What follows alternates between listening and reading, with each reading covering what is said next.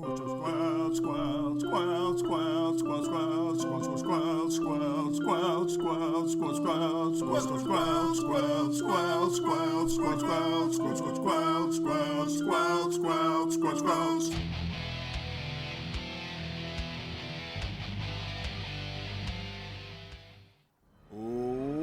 back to Squelch. I'm Dano. I'm Man at Arms. And I'm Storm Rage, and we're here to remind everyone that Darkest Dungeon is a game, and games are supposed to, and this week I think might be successful at being fun. We'll see. Well, speak for yourself. This game is amazing. I look backwards at last week's Matt at Arms, and I throw shade at him. That was a grumpy Matt. Spoiler alert: last week's Matt was a real grumpy Matt, and this week is a lot less grumpy. So. Good. Good for everyone involved. Yes. Hey, it's already almost the end of October, which means we only have 2 weeks left of Darkest Dungeon, which means it's time to vote on our next game. It's crazy to think about. It is crazy. Time continues to move forward. It is shocking and slightly annoying. Yeah. But we've got some games to vote on. We've got 3 games suggested by our listeners and 1 game suggested by, I'm not sure how I even found it. I think it was on sale on Steam, and I just have to share it with everyone. So 4 games to talk about. The first one is suggested by Steven Sensei. Love you, Steven. It is called Our Adventurer Guild. So this is the Steam description. Your friend, the former guildmaster of the declining Adventurer Guild, has died and named you his successor. Will you lead the guild to fame and glory, or will it finally disband under your leadership? Our Adventurer Guild is a game about managing an adventurer guild. Accept quests to raise the reputation of your guild. Lead your adventurers in quests to explore and battle foes in turn-based tactical combat. Keep an eye on the mood and relationships of your adventurers. Raise and grow them and watch them as they become a name for themselves. This part is from me. This is a super fun turn-based tactics game like Darkest Dungeon, Final Fantasy Tactics, and Wildermyth, at least from what I can tell.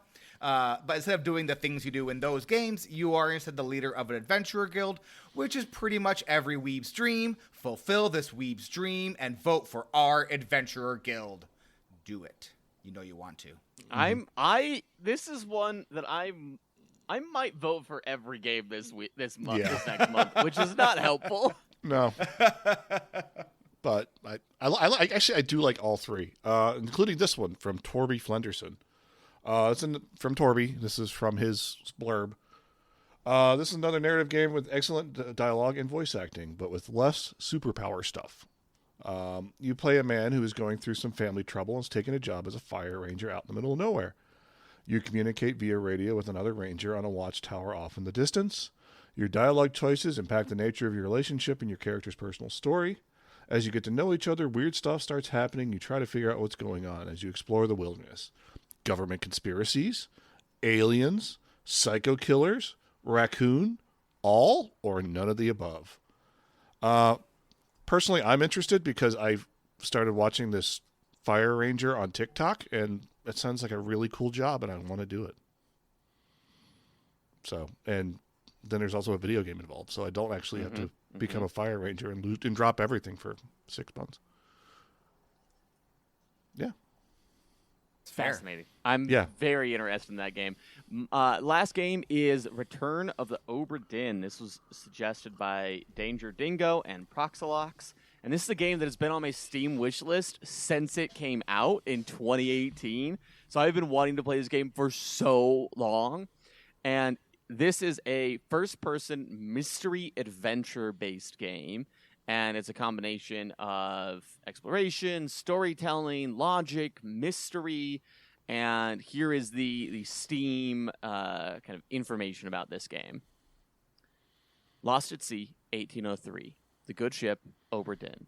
Built 1796. London, 800 tons, 18-foot draft. Captain R. Whitwell. Crew, 51 men. Last voyage to Orient. Cape Rendezvous unmet. Contact East City, India, London office for inquiries or testimony.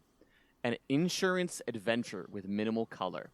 In 1802, the merchant ship Oberdin set out from London for the Orient with over 200 tons of trade goods. 6 months later, it hadn't met its rendezvous point at Cape of Good Hope and was declared lost at sea. Early this morning of October 14th, 1807, the Oberdin drifted into port at Falmouth with damaged sails and no visible crew. An insurance investigator for the East India Company's London office, dispatched immediately to Falmouth, finds means to board the ship and prepare an assess of damages. You're going to be an insurance adjuster! This is by the same person who did Papers, Please, by the way, if I'm not mistaken. Oh, is it really? I didn't know that. Yeah. So, gosh, that game seems rough. Yeah, Papers, Please is very rough, yes. That's amazing that these are two games that I've wanted to play, and I had no idea. But yes, it is a black and white narrative adventure, like mystery style game, and I am fascinated by it. It is a game that has received wide critical acclaim, and I think it would be super fun to play. The bonus game that was discovered by me 15 minutes ago. Excuse me, 15 minutes ago. While on Steam, I went to like the featured page to search for something to write up about the game I just suggested, and then ran into this. And I saw the word Gator in the title, and I was like, I have a friend named Gator. And so I looked it up, and it's called I Wanna Hug That Gator, W-A-N-I. I'm assuming it's a meme of some sort. I'm not sure, really. It was released on It was released on February 14th, I think, like last year. So, and nothing about this game except for this one thing. You are a human being. You're not super cool. It is a dating sim. Everyone else in the game is a dinosaur. That's it. You date the dinosaurs. I mean, how can we not? How can we not? Right? I'm just saying. Dinosaur dating sim? I mean, it sounds amazing. All right. Hey, let's go ahead and thank some patrons. Thanks. I am pretty incredible. Hey, patrons. Thank you. Okay. Yeah. Good job. Didn't hear it, but Dean in the other room says, thank you for my support. Yes, Dean. Yes, Dean. Thank you for your support. I appreciate your support very, very much. And the support of our patrons. If you want to join our Patreon, you can over at patreon.com/squelch.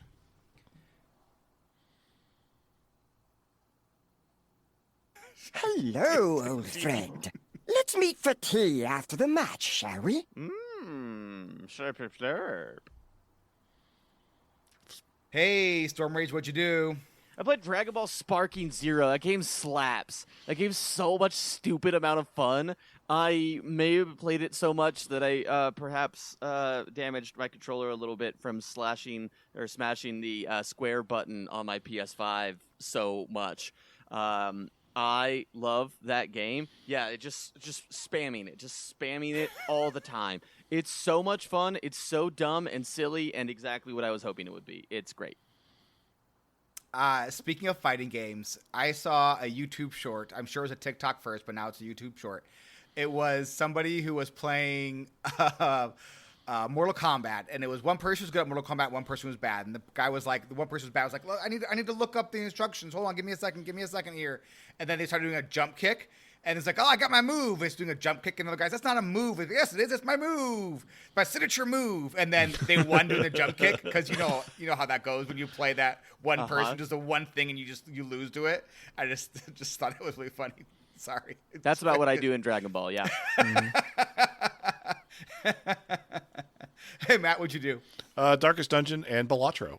Those are about the two games I've played this week.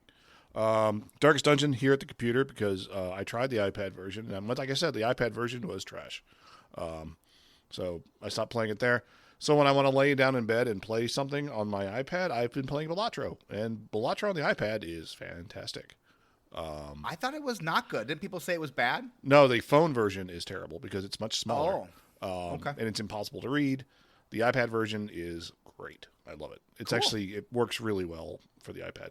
So yeah, that's what I've been doing. Yay for Steve Balatro, the creator of Balatro, I assume. Yeah, absolutely. Yeah. All right, so I think I am finally approaching the middle end game of Persona 3. I'm like 75 hours into this game now. For this game, you progress through time as a high school student in a school year. So like you move through every single day. So like you will go to school, you'll have a before school, an after school, and like a before school, during school, after school, and evening phase to every day. And certain things will happen to those phases. Sometimes you will just do quick things and then go to bed and move on to the next day. Sometimes you go into a dungeon. Once a month, there is like a big boss thing that you have to fight. So there's 12 of these big bosses. I've beat 10 of them. On the 10th, and now we're about to get into some spoilers here. So if you don't want spoilers for this game, for Persona 3, which has been out for like Persona a 3, decade, and this is only after you get 90 hours in. Persona 3 Reloaded. I think a lot of people didn't play it their first time through, and maybe you're just waiting to play the remastered version. Anyways, I know I did because I was in the Navy when it came out. So, but anyways, so I'll tell you right. Insert here, Dano. What time to go to? First, it's been 18 years and 106 days since Persona 3 released. There are kids in college who have never known a world without Persona 3 in it. Bet you feel pretty stupid now, don't you, Storm Rage? Second, go to 14 minutes and 24 seconds to get directly to the darkest recap. So anyways, one of the main characters is like, turns out that like two of the main characters are connected. Like, so one lost control of his power, and we lost control of his power briefly. The mother of the like child character who also fights with you. There's a child character who fights with you. There's a dog that fights with you. It's a bananas game. The child character's mom got caught in the crossfire, and like that was the end of that. So now, just so you understand why doesn't have a mom anymore. So he like finds out that this other character was this like bad kid, basically. This ne'er-do-well was the one who did this, lost control of his power, and so like challenges him one night. And so they're about to get into a fight, and then like this other evil human dude rolls up, and then just like boom offs like the ne'er-do-well character, just like boom, shot, gone. And it's like, whoa, cool. And then immediately afterwards, the rest of the party shows up, including the characters that have a revive spell. You cannot off a character if someone has a revive spell. It's just like, you can't be sad. Like, oh, what should we do? You cast Recarm. The spell's called Recarm. It will revive him with 50% of his hit points. This does not need to be a tragedy. There's no tragedy here. The tragedy is you not using the abilities or the item you have in your pocket that will do the same thing. Yeah. Why are we doing this? Just have it be him and the kid, and then have everyone show up after the fact, after it's too late. But you have to give some sort of reason why we just can't cast a spell that we cast multiple times in the dungeon, because this happens on a regular basis. I'm just saying it takes away some of the emotional gravity of the situation if there is a way out of this situation. That's all I had to say about that. So that's why I'm 10 months into Persona 3. It's great. I love it. This game is so stinking long. Like, I haven't played through like a legit JRPG like this in ages. It's like, this is like a legitimate 80, 90 hour game. It's bananas. I'm getting through it. The problem with narratives in JRPGs is that they always have like, there's always a white mage, right? There's always some way to heal. And then so anytime that there's any cutscene or plot point where it's like, no, they're dead. And it's like, what do you mean they're dead? Every single one of you has died a dozen times up into this point, and I brought you back. Spoilers for Final Fantasy VII. They actually do. I think at one point they use a Phoenix Down on Eris, and it doesn't work.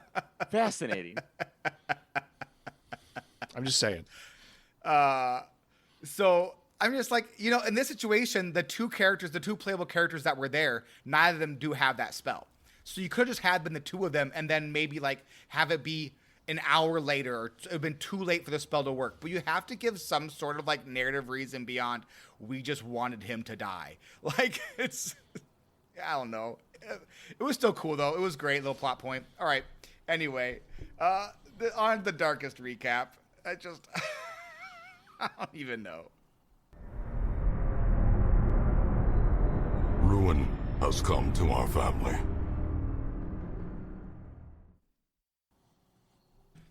All right, so today we're going to talk about bosses, specifically the mini bosses, but I want to give like a quick overview how the bosses work.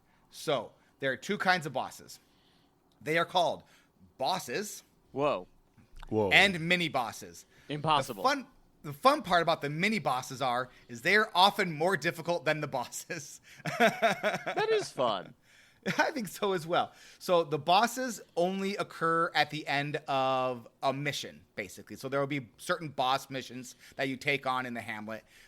There are multiple. There are two main bosses for each biome, and then there are multiple levels of that boss. So for example, for the ruins, you have Necromancer's Apprentice, then you have Necromancer, then you have Necromancer Lord, and they keep on getting more and more difficult. That's fine and all, but I thought it'd be fun to talk about the mini bosses today because they're unique and because they're difficult. So here are the mini bosses in the main game. We're not going to go into the DLCs or anything like that. So the main game mini bosses are the Collector, the Shambler, Brigand Wolf, and the Shrieker. Matt, right. Talk about the Collector. So this Collector is you have at least, so it shows up when you have at least, it has a 4% chance to show up when you have at least 13 slots in your inventory full. It will spawn 3 minions. All 3 are undead versions of heroes you recruit various combinations of highwaymen, man-at-arms, and vestals. Collector has 3 attacks, a stress attack, a bleed attack, and an ability to summon its minions. It always summons the minions on its first turn, and the only minion that can really hurt you are the highwaymen which I've experienced this, and the highwaymen's the only one that's actually kind of scary. The other ones just kind of do things and that really don't hurt you. You ignore them. Yeah. But when you kill the Collector, the minions will despawn, and you have a chance to get 3 incredible trinkets. One that gives you plus 25 damage, one that gives you 30% healing, and another that gives you 25% protection. I got one that gave me a ton of gold when it Yeah, so it also has a chance to give you the plus 3,500 gold trinket. doodads. Yeah. It's not a trinket. It's like a whatever the loot is. Thing. A loot. So you get those too. I ended up killing him twice in my nice game this evening. So yeah, cool. So the next one is the Shambler. Shambler is super cool. So there are 2 ways to fight the Shambler. First, if you're wandering through the dungeons at 0% torch, there is a very small percent chance, I think it's a 1% chance, that any fight you run into will be a fight with the Shambler. The second way is to place a torch on the Shambler's altar to summon the Shambler. Once you have summoned it, you can't get away. So you can escape from the Shambler, but then the next fight you get into will be the Shambler again. So you have to either kill it, get out of the dungeon, or wipe. Those are the 3 ways to get out of the fight with the Shambler. So the Shambler is more dangerous than most bosses and should be avoided. The fight takes place in total darkness, so stress is a constant threat. So the torch immediately goes to 0% as soon as you start to fight the Shambler, and you cannot raise the torch beyond 0%. So it stays at 0% for the whole fight. The first thing it does is it shuffles your party. So if you have your healer in the back and your tank in the front, now that's not the case anymore. It moves your party around. The Shambler is weak to both Blight and Bleed, but it moves slow, so these things don't take off super fast, but this is the most effective way to damage it because it has very high protection. The Shambler has 3 attacks, a Bleed attack, a Blight attack, and the stress attack that shuffles your party. It's a pretty gnarly stress attack. So as you go through that, it frequently reshuffles your whole party. So if you don't have a super mobile party or a party that does well in the dark, just avoid the Shambler. Me next? Yeah, you next. Next up is Brigand Wolf. And I haven't found any of these mini bosses, so I'm very excited to eventually encounter them. But according to Dano, who wrote this up for me, so I can pretend that I know these things, Brigand Wolf is fought during the Wolves at the Door town event. You don't have to fight him, but if you don't, he will destroy 3 town upgrades, and don't care for that. I don't like that. In fact, I might even say that's bad. But if you fight and fail, you don't lose those town upgrades. So as long as you give him give him something entertaining. He's fine. Evolve himself is not that dangerous, mostly relying on his summon minions and bombs that he tosses. You protect the party members who have the bomb debuff, with the Man-at-Arms. That's how he's useful. Okay. Yes. And focus on the and finish the fight easily enough. The hardest part is that his dungeon is brutal, and there's no chance to rest before the boss fight. So you arrive at the boss chamber with low HP and high stress. Ooh, very interesting. I like that. That's a fun design. Yeah.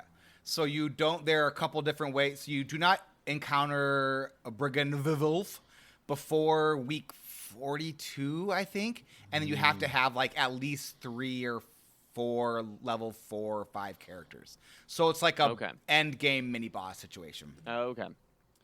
This is my hands down my favorite mini boss in the game. The Shrieker. The Shrieker is a giant bird. It's like an eldritch beast bird. It is absolutely cool. So the Shrieker is a giant bird. It can appear in 3 different ways. First is during the Thief in the Night event. Second, after you lose 8 trinkets, it will show up. So either via like them getting stolen in town or you just having them lost with heroes that die. And then third, during the Shrieker's Prize event. Like I said, easily one of my favorite bosses. Because you don't have to kill it, you just have to survive it. So as long as it doesn't kill you, after 4 rounds, you succeed. So you don't have to kill it or its nest. The quest will be a success after you survive. It gets 3 actions per turn, though. After 4 turns, it nopes out and does a massive stress attack. So you will typically have characters that go through major stresses, but it doesn't matter because it's over. If you survive the 4 rounds, you win. Bad news for Just a Guy the Lamia, who did not survive the 4th round and bled out during the 3rd round. But hey, got a sweet crit trinket out of it, so, bummer for Just a Guy. But big win for me. It's good Actually, trade. It was a good trade. Really wasn't. Like, it was one of my best healers. I'm not going to lie. Like, It would have been on the list of MVP if he had survived. It was a bit of a bummer. I probably shouldn't have brought him, but I didn't have it's a level 5 boss, and I only had a few level 4s and level 5s. And so I probably shouldn't have taken it on, to be honest, but I did. But some mistakes were made. Hey, Storm Rage, talk about what you did this week. Yeah. I goofed it. I goofed it a little bit. At Dano's encouragement, I played the first week no mods, and I was like, there's some problems with this game. So I went in and I got some mods, and I was like, great. I had level 4 and level 2 dungeon mod. Fantastic. I got a mod that helps me show like what I should bring for each dungeon. Fantastic. And I was like, these are pretty good mods. If these are pretty good mods, I bet there's other pretty good mods. So then I went through and I looked at all the class mods, and I was like, these sound like super fun. There's some ones that are really interesting, some ones that are like callbacks. Like you can get Geralt from The Witcher is one, and like a couple of really fun class mods. And I also accidentally downloaded a class mod that's a Kitsune, so it's like a fox spirit. Oh, cool. And they're busted. They're just busted. When they like first come in, they're actually not that bad. They're pretty fun. They have a really interesting mechanic where they have like an AoE that doesn't do a ton of damage, but it marks everybody. And then they've got like a thing that gives restoration to your whole party. So your party heals 1, but it's not an insane amount. So it's a fairly balanced character at the beginning. But there's an item similar to the Houndmaster where you can click on it and you can pick it up a few times. It's called a butterfly. And I didn't know what it did, because I clicked on it once and nothing happened. And I was like, oh, okay, weird thing. And then I clicked on it again, and my HP went from 26 to 52. And then I found another one, and I picked that up, and my HP went from 52 to 99. And my AoE build damage that did like 2 to 3 plus mark now did 18 to 20 and stun and mark. And I was like, oh, okay. So I finished a long dungeon run with no rests, no torches, and didn't take a single point of damage. It was absolutely nuts. So I'm gonna put that character on hold and or not use that item. But yeah, it's been a lot of fun. I have been playing the ruins a lot. My ruins are at level 6. The Wield is at level 1, and I haven't done a single run anywhere else. I really like the ruins, so I'm going to keep doing the ruins because that's where the quests are. Here is my current roster. I have Nomad, a level 3 Crusader, very good damage, very, very consistent damage. Diego Centric is my melee highwayman, who is extremely good at riposte. So they have like a skill that dashes them forward, and then anybody that attacks them, they attack back. Unbelievable. Schwal and Baximus are twin grave robbers, and they have an extremely high amount of DPS, and so they each have basically the exact same build, but they can do the attack the two middle with daggers, and it's usually enough damage that in early levels they can just kill everybody. Torby is, I feel bad for Torby, because Torby is level 0. Torby is a level 0 highwayman, because anytime that I want a highwayman, I just bring Diego instead, and so there's not a reason to bring Torby yet. So Torby, I'm very sorry, you haven't been in a single dungeon yet. Well, if it makes Torby feel better, I accidentally have 2 Torbys. So I made up for it. Yeah, I have Torby the Vessel, which is a modded character based off of, it's a game, I don't remember which one.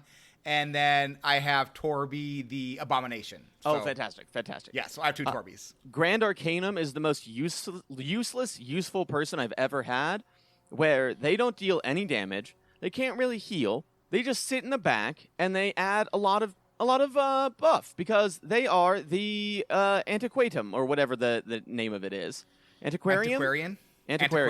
So they just buff everybody's dodge, and they just sit in the back, and then they just buff everybody's dodge, and then they let me take home more stuff. So thank you, Grand Arcanum, for doing nothing, but doing everything. Right? Dano, you're my number 1 stunner in that you're a great Plague Doctor, and you do great stuns. Man-at-Arms, you're trying. You don't do damage. You don't really help the party. But I'm determined to find some use for you, and apparently the use is to take hits from bosses. Yeah, I'm your human shield right now. Yeah, I'm going to try that. Matt, you may die in sake of a boss. That's probably going to happen. I mean, if I can die so Diego can live, that's fine. Okay, I will make sure to catalog that if that happens. E-Sheep last week was just carrying everything. And so I was like, E-Sheep has a lot of stress. So they took this week off, and it's been a lot of fun. I haven't had a single character die this whole week, which is kind of crazy. But I've also been taking things real slow and doing level 1 dungeons and level 2 dungeons a lot, even though I have characters that are like level 4, level 5. So it's been a real chill time. I've enjoyed it a lot. Nice. How are you getting them to do level 4 and 5 dungeons? Or level 1 and 2 dungeons at level 4 and 5. Is that the mod you're using? I don't know. Go down? Probably. I wonder if you have a mod that's letting you go down. Because typically they'll typically it'll be like they will like basically say, oh no, I won't go down to that level. It's beneath me, is what they typically will say. Okay. But you might have a mod that's just being like letting you go down a level or something like that. Or go down I'm sure I do. Not intentional, but it has been very helpful. Matt, how about you, Matt? So I am not modded the game yet. I refuse. I'm holding fast that I am not modding this game because the pure experience. Sure. Also taking things very slow. I have the ruins at level 3. Weld is level 2, and everything else is level 1. So I'm kind of just bouncing around each of the things. And actually, I think most of the other ones are about to go to level 2. I have a problem sometimes where I just start spending money, and then I realize, hey, I gotta buy provisions. So I had to go out because I had no money. I had no artifacts I could sell. I had enough to buy 4 torches, and I somehow ended up winning. It was a short one. I came back with a bunch of loot and a bunch of money, and it felt great. So back in the thing. I finally figured out how to switch ability skills on characters. The game might have told me this. There might have been a pop-up. I don't think there was. There was. There was? That's the only reason that I knew, is that there was a pop-up early on. Okay, I might have just clicked through it. My fault. I beat the Apprentice Necromancer tonight. It was kind of like a holy build with the Crusader and the Vestal and the Plague Doctor, and my best characters. Followed it up with a trip to the Weld with 4 brand new characters, because why not? And somehow I ended up with, it wasn't a new character. There was my jester was in the back row of the party. For somehow I ended up completing the run with 0 stress on all 4 characters. It was a medium run. It was like they just had no stress by the end of the thing. They were ready to go back out again. It was amazing. I don't know how that happened. I'm pretty sure that's an anomaly. Final thing, I figured out, like I posted in the Discord, hey, why can't I recruit better heroes? Why is this still grayed out? I figured it out because the game says in order to do it, you need to do the guild and both blacksmith talents to level 2. I did that. It says, no, you haven't done it yet. You have to get them to level 3, even though the thing to unlock the thing on the carriage says level 2. So, I'm just saying. It's written wrong in the game. I feel like that might be a you No, problem. it's not. It says level 2. It says weaponsmithing and armor smithing to level 2. Yeah. And the trainer to level 2.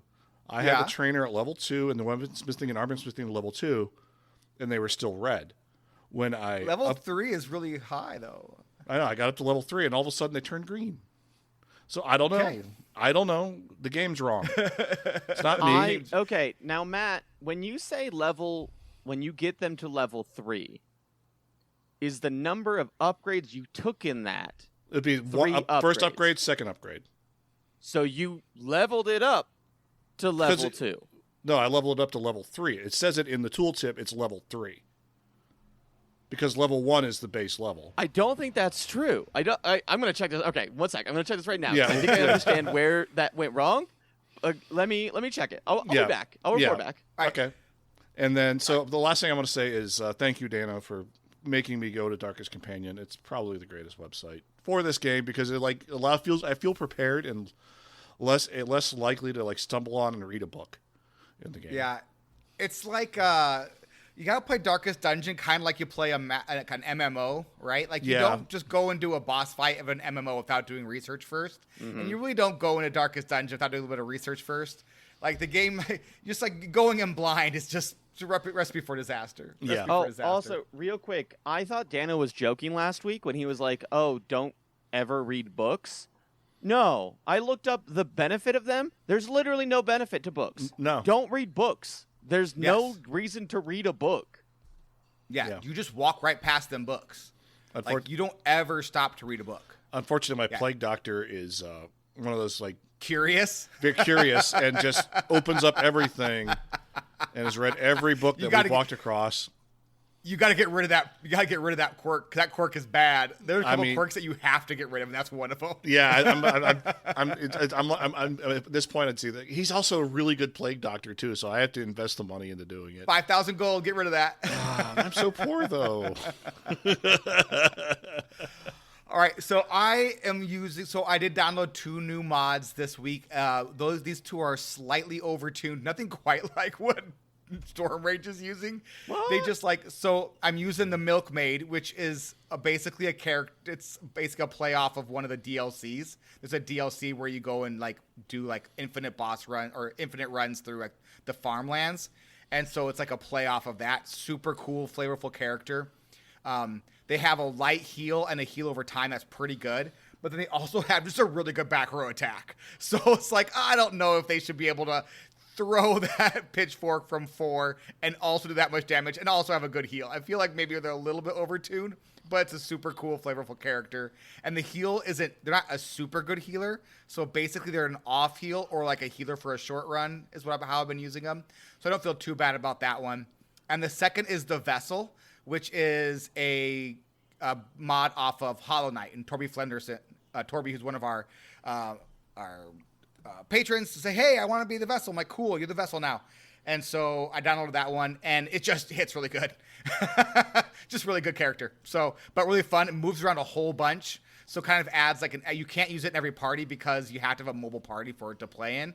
And so it kind of it has low HP and then requires a party that is very fluid in its movement. So I think that makes up for its damage as well. So that's how I have kind of walked myself into those 2 characters. But the rest of the mods I've been playing with have been really balanced, I feel like. So One of my recent runs, I didn't pay attention. I talked about this a little bit already. Oh yes, Daniel, please. Go. I Yes. have information. So Okay. so to clarify, I think where the confusion is when you upgrade weaponsmithing the first time, that is level 1 weaponsmithing. But when you unlock it, level 1 weaponsmithing allows you to unlock level 2 weapons.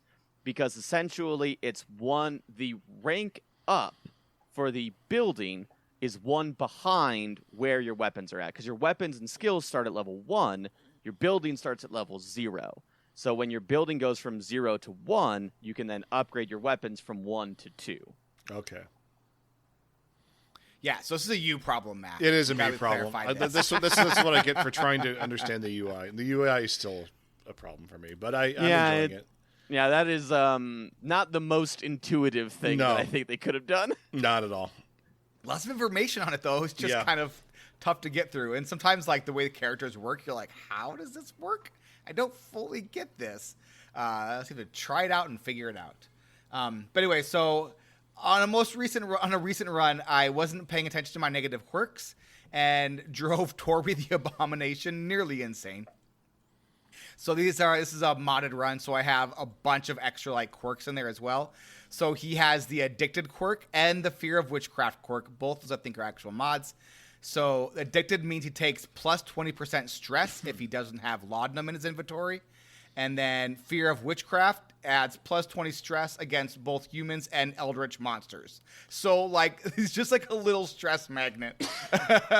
So we go into the cove, which is full of fishmen, which are all eldritch monsters. So every single fight is against an eldritch monster. So every stress attack is plus 20% against him. And then I'm like, hey, you know what? I think I have a pretty good group here. I have some pretty good dots. I have really good blight attacks. I am going to fight the Shambler because I haven't ever fought the Shambler. As many times I play this game, I've always skipped the Shambler because I'm like sometimes the trinkets aren't good enough. And spoiler, the one I got was a bit of a bummer. It wasn't what I wanted, but it's fine. So I go in there, and the Shambler is, of course, an eldritch monster, which has a massive stress attack. And so the entire time, I was just like staring at Torby the Abomination, being like, please don't go insane. Please don't go insane. Please don't go insane. Didn't go insane. Ended up getting through the whole dungeon run after I killed the Shambler. I got just a ton of gold out of it. Found a secret room, which was full of a bunch of like awesome stuff. So actually ended up being a really, really good run, even though it drove everyone in it pretty much insane. But hey, it is what it is. So this is a lesson to pay attention to the mods you have downloaded. So I was in the Weald. How are you pronouncing that, Matt? The Weld. The Weld. I was in the Weld. Sorry, the Weld. It's my German background. That's gotcha. I don't know. Yeah, sounds good. Sounds better than me. All right, so it's in the Weld, and I ran across a curio that I haven't seen before. It was called a mass grave. It's like, oh, what's that? I've never seen the mass grave before. It must be some like super crazy optional like hidden boss. I have to figure this out. So I try the shovel on, nothing happens. I try a bunch of stuff on, nothing works, and then I try holy water, and then this like ghost pops out of it and summons two. And the ghost, you can't attack the ghost. It has like crazy high dodge. And it has super low hit points. Crazy high dodge, low hit points. And it summons two like mobs with it. And I was like, oh, cool. So like, then they're both crazy powerful. And so I've able to kill both of them, but like super low HP, pretty high sanity. And then after I kill those two, it summons two more. And I'm like, oh, what? And so then I went and I'm like, okay, www.google.com. And I was like, mass grave, darkest dungeon. And it's like, it's a mod. Oh, crud, it's a mod. I scrolled down. I was like, this is a 3-phase attack. 3-phase. So I was only in the beginning of the second phase. And I was like, there's no way I can get through this. So I hit the escape button, and that fails the first time. And I'm like, no, these are really, really good characters. I cannot lose these 4 characters. These are basically my 4 like heavy hitters in the mid game. Like I need to keep these 4 characters. So they go through a whole other turn, goes south again, hit escape, finally get out that time, escape that dungeon. They all have crazy high insanity points, but at least we all got through it. And I was like, okay, lesson learned. Pay attention to the mods you've downloaded. So this is a Marvin CO one. I just downloaded all of his because he has a bunch of really great class mods. And this must have been like included in his package. And so I didn't realize that. So I was just like, oh, cool. What's this thing? I've played it forever and I've never seen this before. Yeah, that should have set off some alarm bells. But it didn't. So I have a pretty good spread of heroes right now. I have one level 5. That's Hat the Vestal. Hat took off for a little while, but came back. If you want the reason why Hat took off, head over to our Discord. It's funny and not appropriate for the podcast. I have 4 level 4s, a level 3, 8 level 2s, and 6 level 1s. So pretty happy with the spread. So I have those low-level characters to kind of keep on going and clearing out low-level stuff. Though I need to get them all to level 2 and 3 here pretty soon because I'm not getting enough like crests and stuff out of the dungeons to really upgrade my town at all. So I'm kind of in a rut where I'm just basically running dungeons to just keep on running dungeons. So I need to get up to level 2 and 3 and start actually leveling up my party again. So far, I've cleared the Apprentice Necromancer, the Sonorous Prophet, and the Necromancer in the ruins. So 3 of the bosses in the ruins. I also defeated the Swine Prince and the Warrens, and I just I'm about to go run the first boss in the Cove, which I think is like the Siren. It's like whatever the first boss is for the Siren. So things are going pretty well there. So I asked you guys, I wanted to know, who is your most valuable character and who is your least valuable character? Storm Rage, who is your MVP? My MVP is Diego-centric. He's my highest level character, and I'm, of course, not counting my broken character. That just seems unfair. I haven't even named them because I don't know if I'm going to keep them around anymore. But Diego has so much damage. He's been so consistent. He also is extremely good at disarming traps. He has a nighttime skill that prevents ambush. Like, he's just extremely versatile and when the job needs to get a stabby stab, Diego does the stabby stab. And it's been very good. Diego. I love my Who's your LVP? My least valuable player is Matt-at-Arms. Yeah. I keep trying so hard for Matt to be useful. There was one boss fight, I think it was against the Necromancer's Apprentice, where they were like summoning big things to land on other people. And I was like, great, Matt-at-Arms can tank some of these hits. And he took one hit, and then his guard failed or it stopped doing things. And then I was like, oh, well, this isn't. Matt, the one thing you're supposed to do, you didn't even do that good. So I mean, that's story of my life, really.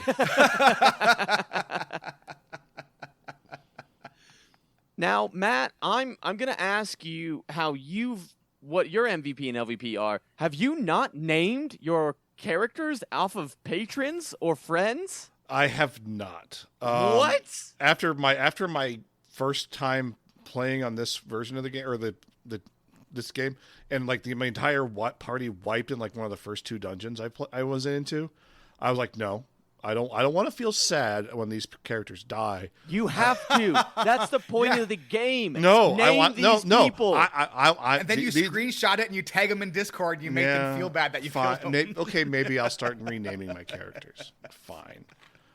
So Vaughn is my jester. He's a level 2. Backline hero starts out, and then that just does like I talked about him last week. They do the group AO, great group buff to increase dodge and I think damage.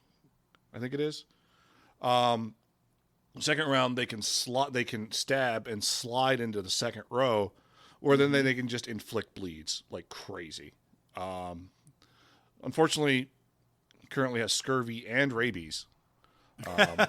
Rabies can be good though. Yeah, I'm keeping the rabies. Accuracy, but it bonus their damage. Yeah, I sent him to take care of the scurvy. Like basically, he's going in there and going to eat an orange or 2 and be fine. So my least valuable character is Moncal. I'm assuming that's how it's CA. Ceaux. Monceaux. Moncao. We're supposed to That's say this character's new name is now Stormrage. Stormrage, yes. Okay. It's an arbalist. It's a level 1 with dud. So if they're below 50% health, they don't. Their accuracy drops significantly. The only thing they really do in my parties is occasionally heal bleeds. Because they have that skill. I just need to spend more time and money on upgrading them and getting them better. Honestly, like I said, and then but like I have a highwayman in my party. Like, why would I pick this person over the highwayman that does so much more damage? I'm just saying. Because it can also heal, so it has like multiple. Okay. So like the highwayman, so like being able to heal a bleed is like a big deal in the group, especially if we're not on bandages. Like being able to heal a bleed might like keep your highwayman going. Yeah. But then also if you don't need that small heal, then you also have the ability to just like smoke them with some like long range distance attacks. Yeah, they have some AoEs. I think the Arbalist is also good with Mark, right? I think they're part of a Mark group. I need to build like a Mark party because I just got a Grave Robber. There you go. And so got it. So I got a Bounty Hunter, a Grave Robber, and Arbalist, and I need like one more thing, I think, to... Nah, you only need 2 things to really... Don't over specializing. Just really, if you got 2 or 3, I mean, 2 things is more than enough. Usually, actually, I think that's where one of my Man-at-Arms is going to go because they can mark people too, right? I can't remember off the top of my head. Okay. Anyway, so Moncao is now Stormrage. Stormrage. Stormrage's the dud. Yeah, Stormrage is the dud. Oh, well, now at least we know. All right. The more we know. Dano. So my MVP, now that Just a Guy has shuffled all this Mortal Coil, is Gator the Grave Robber. So level 4 Grave Robber with it's just like trustworthy. I know they can like go out there and smash some people with their hatchet if they need to, or do some great damage over time. Like just really flexible character that can go in a lot of different parties. Unfortunately, they currently have 3 diseases. They have the common cold, which gives them a -5 disease resist, which is how this all started. So I was like, why would I get rid of that? That's no big deal. And then they quickly picked up bad humors, which is -20% max HP, super bad. And they also have rabies, which is -10 accuracy, plus 15% damage. I am going to heal off all 3 of these eventually here, just because the character is too good. And I really can't have them just being like totally like on the bench because of some diseases. So I think I'm currently clearing off the bad humors, and hopefully the other 2 will take care of themselves sooner.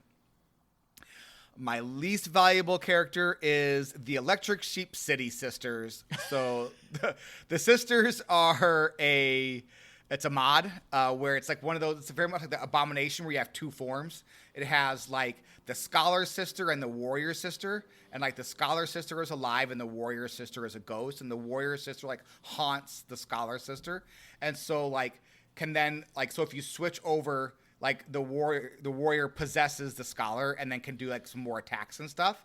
But the thing is, like, there's like some really funky stress going on where like no matter what I do, like each attack I do seems to add like +4 stress.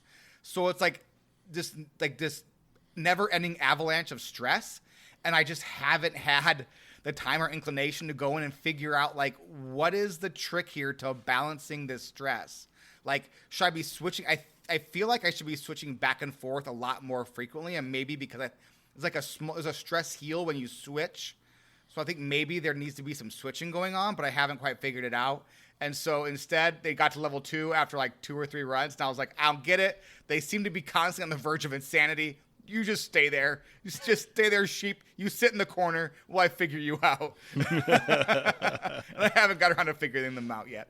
But I'm gonna eventually, because they have both a good blight attack and a good bleed attack. Ooh. And so like, yeah, so I need to figure it out. But right now they're just sitting on the bench. Taste my grilled cheese. What's our first good Oh, sorry. Do your thing, Stormrage. Munch. Yeah, there you go. What's our first good Matt at arms? First good is once you finally get over the difficulty curve at the beginning of the game's great. I'm really enjoying myself now. Like, I'm looking forward to sitting down playing Darkest Dungeon now. Like when I have time to actually do it. It is great. It's very actually relaxing in a way. In the stressful, kind of edge of your seat kind of way. It's like watching a horror movie, but your horror movie's a turn-based party. It's great. Ooh, it's like Pan's Labyrinth. Yeah. Right? It's a horror movie, but like it's not a spooky horror movie. It's kind of like an eldritch horror movie. It's great. Yeah. Yeah, I kind of like it. Yeah. It's like I said, I was really hard on this game last week. I admit I was Mr. Grump last week. I'm enjoying. It's a complete turnaround. I'm completely enjoying myself now. What's our not so good though? Storm Rage. Not so good is that the Stagecoach RNG is terrible. So bad. For like 5 Agreed. weeks in a row, I had one flagellant, two grave robbers, two highwaymen, all at level 1 or higher, and it just would keep giving me those characters again and again and again, and then it would be like, hey, do you want a jester? Here's one at level 0, and I was like, no, I would not like a level 0 character. I've built up enough. I would like to get a level 1 character, please. And they're like, okay, would you like a level 0 librarian? No, you have misunderstood. I would like a level 1 of the new characters. Oh, okay, I get it. Here's another level 1 arbalist. And it's like, no, I already have that. I would like something else, please. And it would not give me anything new for weeks at a time. I finally got an antiquarian. Finally got one. And she died in my first run. I ran into the collector like randomly, like towards the end of it, and just she got offed by the collector. And I was like, what? And then I had not had any more offered. I have like 4 weeks in a row with only level 0s. I'm getting like, I think I'm up to 6 characters offered every week because I keep on upgrading the Stagecoach. I still am getting only level 0s or the same level 1 that I already have like multiples of. And I'm like, no, I do not need another highwayman. Thank you very much. Please stop. Please stop. Give me anything. There's so much I don't have, and you keep offering me the same thing. Would you like another highwayman, though? How about, can I offer you this highwayman? No, you just, no, stop. How about a crusader in this trying time? You have a level 4 crusader. I've got the best good, and the best good for this game, and maybe this is just me, but there are times when you can go into a dungeon and it can be a failure. Like you can like escape with just 2 characters or something goes wrong. And then there are sometimes you go in and you fail and it still feels like a success. And that is so much fun. Mm-hmm. And that is like kudos to like the game developers for allowing like failure to still feel like a success. Or sometimes you can fail miserably and it's a total party kill and it still feels fun. You're like, oh, that's brutal. Let's do it again. It's amazing. It's really amazing. Yeah.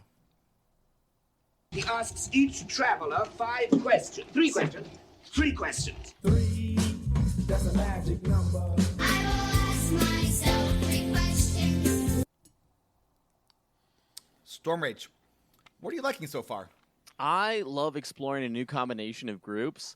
And there was one group not too long ago where I only had 4 adventurers that were even possible to go on a mission. And so I was like, all right, well, I'll send these 4. How bad could it be? Pretty bad!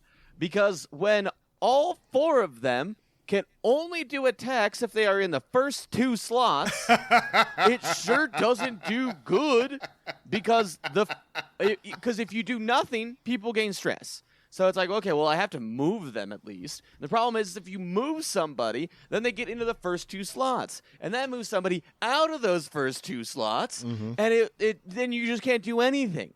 And so I went in and I was like, well, this is a bad run. And I pretty quickly canceled. But like the number of combinations that you can do, and every now and then you're like, whoa, okay, so this person marks, this person gains additional things from marking, and then they are able to blight. And then this person's more likely to blight because they're marked and because they're bleeding. And then like, the way that you can have groups that magically mesh together perfectly, and or the way that you can have groups that are just so laughably bad and terrible at doing anything is utterly phenomenal. It's a very, very fun aspect. Matt, what are you liking? I feel like I'm finally progressing the game. I'm actually figuring out, like, I think I've gotten over that initial, like I said, the initial hump of difficulty and not knowing where it is. And now I'm starting to, like, chart parties together. Write down, like, these 4 are really good together. And maybe it'd be easier to remember them if I named them, but I haven't yet. So I'm starting to feel like I'm starting to figure things out. And, I'm starting to see that depth and all that stuff that you guys are talking about now, and starting to really enjoy the game. So Matt, there is a mod that lets you have a longer name. So what I do is I name mine. So everyone is blank the blank. So Hat the Vestal, Storm Rage the Highwayman, Man at Arms the Man at Arms. That way, I always know what they are, because sometimes the icons look so similar. Yeah. I know I'll play a modded game, but no, it would be like Dano who goes into the weld, or like yeah, sure. You know what I mean? Weld Dano. Yeah, or Storm Rage that will die. I am immortal. I can never die. But but like that's how I would name it. But also, I get it. But I'm refusing. Like I said, I'm refusing to install mods. Sure. So that was great for me. What I'm liking so far, how fresh the mods have made the game feel. Mm-hmm. So like before Darkest Dungeon 2, they would do a mod of the week. The crew at the devs at Darkest Dungeon, every week they'd be like, hey, this is the mod of the week. Check this mod out. And now I understand why, because it really just, so 126 hours right now of what I've had in this game. And the game feels incredibly fresh, because not only are the new classes super fun to figure out, minus the Electric Sheep City Sisters, but it's really fun getting to having them work with the initial base classes as well. So adding new, making new, it's now have enough classes that can really have a really solid dance party, or can have really good mark stuff. So it just adds extra levels of creativity to the party building. That has been a lot of fun. So yeah, for me, it's been how much fun the mods have added to the game. But I didn't do a full a mod run like this with modded classes until just now this year. Okay. So I first got this game in 2016, and I did not use modded classes until 2024. So I'm not saying you should go get modded classes. No. It's just been fun for me. So no, that's good. What are you struggling with, Storm Rage? I want my new heroes. Yeah. Give me a jester. Give me so many things that I just don't have. I want them. I want new things. The Jester is so cool, because it has a finishing move that so every attack there are certain attacks that you can do. Most of the attacks will add bonus to the finishing move, and then you use the finishing move. It does a massive attack, and then it drops it to the back row, and then it's really weak after that. Super cool. There's also one that's called Finale that I picked up that where your Jester finishing, where it goes into the front row and it's just brutal, and it's so good. It is so good. I love it. Super fun. Thanks for letting me know how much fun I'm missing out on, friends. Right? Hey Matt, what are you struggling with? So like I said, I'm starting to figure things out, and once I think I know things, I'm wrong. I had a couple of runs where before I had this recent success where it's just oh no, I went down into the cove, and with a party that seemed okay, it could probably handle the cove, and then Abomination happened, and then my 3 of my 4 part characters were on death's doorstep, and I retreated and left because I was dead, but I didn't die. So big win. Yeah, so I was 2 failure rooms. That was a success. Yeah, exactly. I was 2 rooms into it, and they were full of stress, and 3 of them were about dead, and I somehow snuck it out. It was great. Great success. No, nobody died. That's just the important thing. Great success.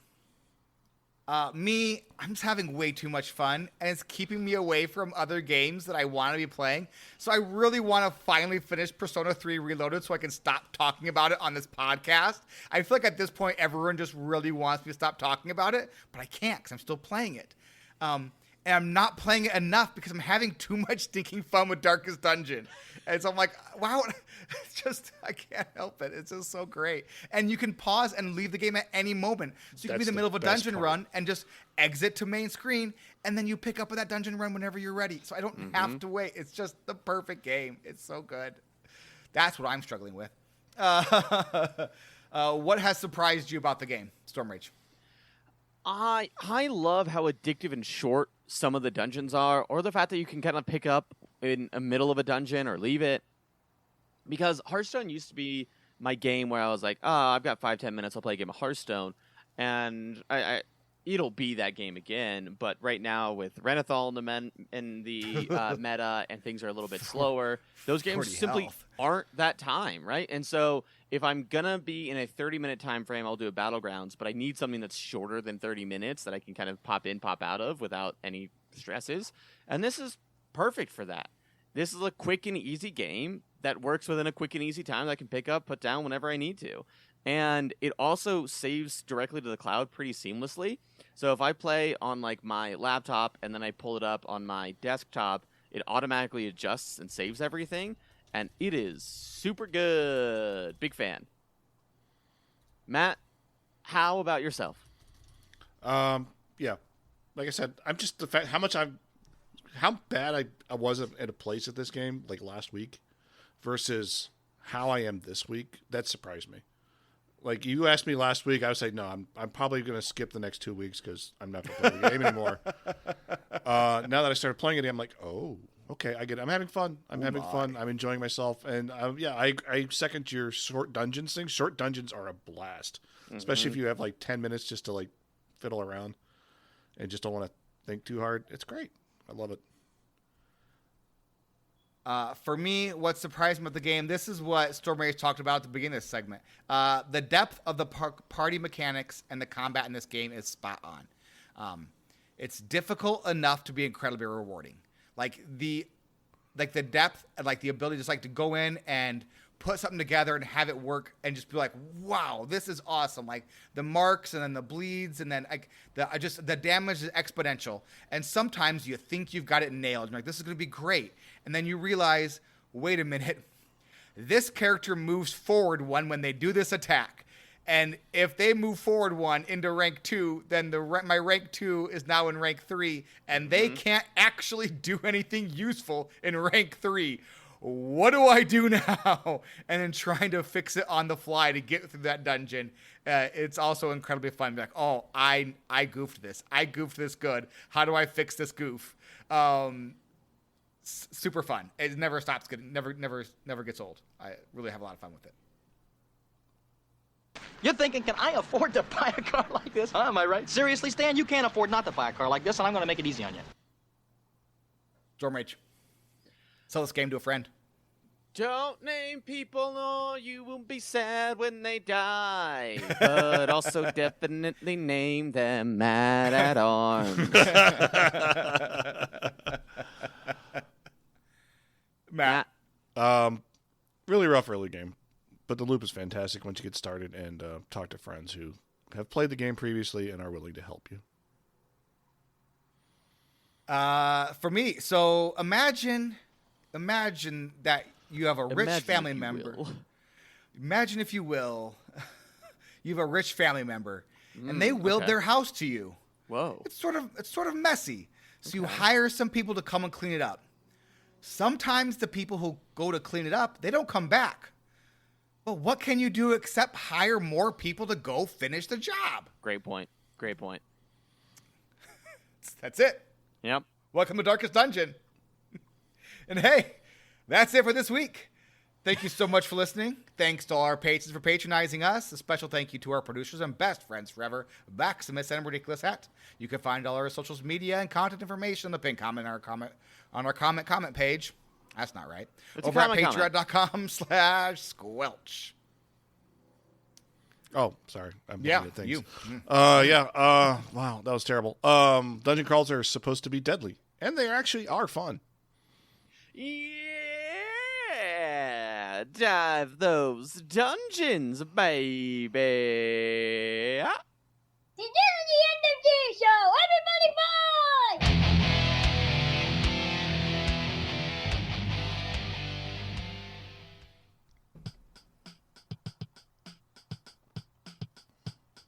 I'm having so much fun with this game. So, I will share with the class what I was distracted by. Oh, I was just out of the way. I decided Darkest Dungeon party combinations because I wanted to know okay, what's good with who, right? Like what's a good synergistic party? I go on the wiki and there's party combos, but there's where the game will give you. I'm not sure how much of the spoiler will give you a special name over the party. Yeah. Yep. Like there's one that's Divine Comedia, which is three jesters and the antiquarian, because it's the Italian name for the Divine Comedy, famous narrative poem by Dante. The A team is my favorite. It's a man at arms, an abomination, an antiquarian, and the arborist or arbalist. It's named after the A team show back in the 80s. It's amazing. This game's amazing. Yeah. Sometimes it will give you a different name depending on the order of the party. Yeah. So it's if you have a leper, a crusader, something, and a vestal, a plague doctor, maybe a plague doctor and a vestal, it'll be like witch hunter, something like that. Yeah. And then if you have the crusader first, leper second, plague doctor, and vestal, then it's a different name altogether. It's Usual Suspects. Usual Suspects. Yeah, there you go. Yeah. So actually, another one I just saw is hilarious. It's three antiquarians and the Hellion. Man at arms. No, a Hellion at the front. It's just called Sightseeing Tour. It's really good. It's just flavor. It's just flavor. It doesn't do anything. It doesn't. Yeah. Not even good parties necessarily. Yeah. So I just saw this, and this is what I was distracted by, and I love it. This game is fun. This game is great. It's very clever. Very clever.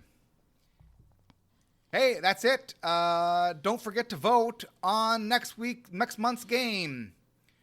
Next month's game. Yeah. Right. Yeah. Do it. Bye, everyone. Thanks for listening. We'll talk at you again next week. Goodbye. Goodbye.